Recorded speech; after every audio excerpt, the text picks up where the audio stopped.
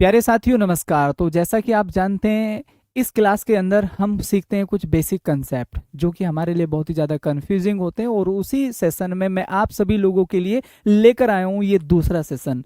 इससे पहले भी मैंने आप लोगों को पढ़ाया था कि कुछ बेसिक प्रीपोजिशन जो हमारे डेली लाइफ में काम आती हैं और डेली लाइफ में हम उनका प्रयोग करते हैं। उसी सेशन में ये दूसरी क्लास है जो कि आज मैं लेकर आया हूँ, जिसमें कि प्रीपोजिशन का कन्फ्यूजन होगा अब दूर। तो ऐसी प्रीपोजिशन जो हमारे लिए हमेशा कन्फ्यूजन का विषय बनी रहती है, तो उसी रिगार्डिंग आज मैं ये दूसरी क्लास लेकर आया हूँ, जिसमें कि हम लोग सीखने वाले हैं अबव, ओवर और ऑन। तीनों का शब्द ऊपर के प्रयोग में, ऊपर के सेंस में हम इनका प्रयोग करते हैं, राइट। तो आज हम सीखेंगे बेसिक डिफरेंस कि कहाँ पर हम ऑन का प्रयोग करते हैं, कहाँ पर हम ओवर का प्रयोग करते हैं और कहाँ पर हम अबव का प्रयोग करते हैं। उम्मीद है सभी साथी इंजॉय करेंगे। जैसे कि अगर मैं बात करूं प्यारे दोस्तों, अबव, अबव का मतलब होता है, जैसे कि आपने देखा होगा, मैंने यहां पर लिखा 1 2 3 4। अगर मैं आपसे कहूं फोर्थ पढ़ाते हुए कि भाई थोड़ा ऊपर जाकर देखो 2 पर, तो मैं आपसे बोलूंगा सी अबव, लुक अबव। क्लियर? तो इसका मतलब क्या हुआ, जो स्थिति जहां टारगेट हमने किया हुआ है इससे थोड़ा ऊपर जाकर देखो। तो यहां पर हम सेंस लगाते हैं अबव की, मतलब एक लिमिटेड और फिक्स डायरेक्शन में जहां आप देख रहे हैं उससे जस्ट थोड़ा ऊपर। क्लियर? तो वहां प्रयोग होता है अबव का। जैसे कि एक एग्जाम्पल के थ्रू हम इसको समझेंगे।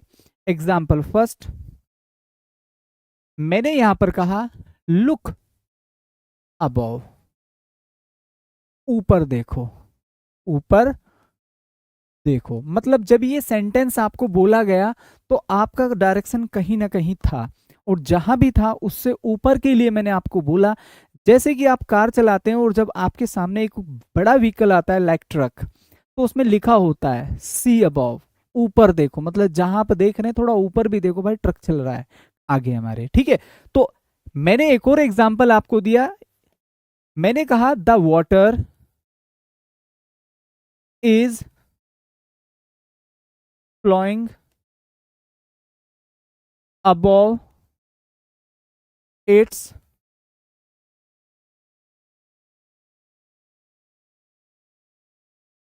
हाईएस्ट कर देते हैं इसको, अबव इट्स लेवल। भाई जहाँ पानी का लेवल है, जैसे बहुत बार बाढ़ वगैरह आ जाती है, तो एक क्रम होता है कि भाई ये मतलब एक डेंजर जोन हो गया, फर्स्ट सेकंड थर्ड। मोस्टली पानी कहाँ बहता है, थर्ड लेवल पर बहता है, लेकिन आज पानी कहाँ बह रहा है, फर्स्ट लेवल पर जाकर बह रहा है। तो ये क्या अपने लेवल को ऊपर कर गया है, मतलब एक जहाँ इसका ऊपर के सेंस में लेवल है, टारगेटेड लेवल है, उससे थोड़ा ऊपर बढ़ गया है। तो उस सेंस में हम प्रयोग करते हैं प्यारे साथी अबव। उम्मीद है मेरी बात सभी को अच्छे से समझ में आ गई होगी, ठीक है भाई।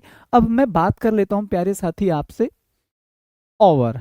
ओवर का प्रयोग हम कहां पर करते हैं? ओवर के कई सारे प्रयोग हैं। मोर देन एक्सेस,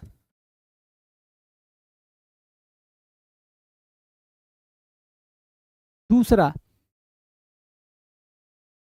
ये पंखा है साथी, चलिए मैं इसको ऊपर ही लिख देता हूं खाली और एग्जाम्पल से समझाता हूं। ये आप खड़े हुए हैं और ऊपर कोई भी चीज, जैसे मेरे सर के ऊपर एक पंखा है, कोई भी ऐसी चीज जो जस्ट ऊपर है और स्पर्श ना हो रही हो, कोई भी ऐसी चीज जो जस्ट ऊपर है और स्पर्श नहीं हो रही है। जैसे कि मेरे सर के ऊपर एक एरोप्लेन है, मेरे सर के ऊपर छत है, मेरे सर के ऊपर एक पंखा है।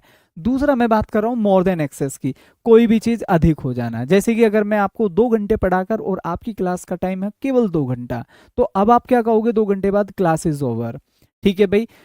बहुत बार हम किसी भी अधिकता के लिए बोल देते हैं, जैसे दो लोगों के बीच लड़ाई झगड़ा होता है कि हम बोल देते हैं यार बस अब खत्म हुआ, इट्स ओवर। तो ओवर का मतलब होता है जहां भी जितनी जरूरत है उससे थोड़ा ज्यादा, यहां पर भी हम अबव का प्रयोग करते हैं। और दूसरा होता है कोई भी चीज जस्ट आपके ऊपर लेकिन स्पर्श न हो रही हो, वहां पर आप ओवर करते हैं। कैसे? एग्जाम्पल के थ्रू समझिए। मैंने यहां पर एग्जाम्पल में कहा द पेन इज ओवर में, मेरे सर के ऊपर एक पंखा है, मेरे ऊपर एक पंखा, लेकिन स्पर्श नहीं हो रहा है, टच नहीं हो रहा है। मैंने यहां पर कहा there is a roof over all the students, सभी विद्यार्थियों के सर के ऊपर एक छत है, रूफ है। तो कोई भी ऐसी चीज जो जस्ट ऊपर हो और टच ना हो रही हो। सेम इसी क्रम में एक और एग्जांपल मैं समझा देता हूं। मैंने कहा the class is over, class खत्म हो गई है। क्लियर। चलिए एक और हम पढ़ लेते हैं इसी क्रम में, ऑन। ऑन भी क्या होता है सर, ऊपर के सेंस में प्रयोग होता है, और ये क्या होना चाहिए, टच होना चाहिए। क्या होना चाहिए, टच होना चाहिए, ऊपर के सेंस में टच होना चाहिए। गेटिंग। जैसे कि मैंने कहा there are some books on the table. मतलब बुक्स जो हैं टेबल के ऊपर रखी हुई हैं और टच हो रही हैं। तो कोई भी ऐसी वस्तु जो ऊपर के सेंस में हो और टच हो रही हो, दैट इज, ठीक है भाई, वहां पर हम कौन सी प्रीपोजिशन का प्रयोग करते हैं, दैट इज ऑन। उम्मीद है ये बात सभी लोगों को अच्छे से समझ में आ गई होगी। तो आज हमने सीखा कुछ बेसिक प्रीपोजिशन का प्रयोग। ठीक है, उम्मीद है सभी को ये सेशन बहुत अच्छे से समझ में आया होगा। तो कैसा रहा ये सेशन, ऑफलाइन कमेंट सेक्शन में जरूर टाइप करिएगा।